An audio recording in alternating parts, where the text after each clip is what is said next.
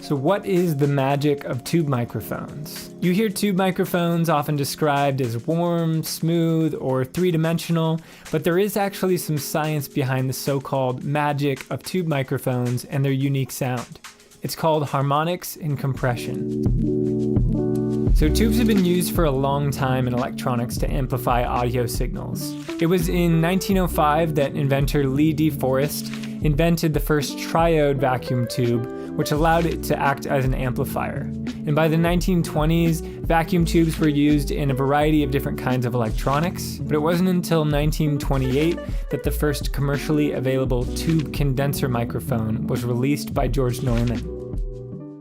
One of the things people discovered early on is that when you drive a tube harder than it's designed for, like say with a belting singer, it creates distortion. But it does so in a smooth and gradual way, and this subtle distortion creates harmonics, even harmonics that are pleasing to the human ear.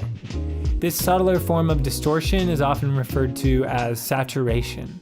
Here's a frequency analyzer looking at a 200 Hz sine wave. So you can hear the pure tone and you can see just a single spike at the fundamental, 200 Hz. Now I'm going to turn on a tube compressor and it's going to change the sound and add harmonics. So you can see a bunch of additional spikes at even intervals. So these are the even harmonics I was talking about. They fill out the sound, making it denser and richer to the ear. Another feature of tube distortion is that it gently compresses the signal, evening out dynamic peaks. So this can be really helpful for recording very dynamic material like vocals and drums. Alright, so here's a stereo drum recording and you can see all of the spiky transients in the waveform. You can also see they're a little bit inconsistent.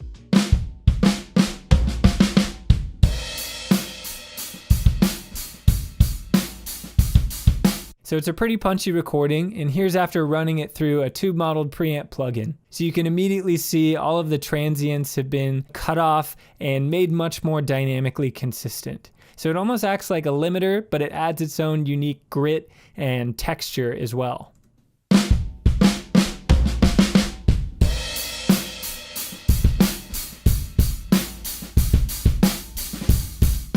These examples are a bit exaggerated, but they illustrate what tubes do to audio. The effects are much more subtle and calibrated with a tube microphone like PureTube here, so you get the smooth and harmonically rich sound of tubes without worrying about audible distortion. So there you have it, that's the magic of tube microphones.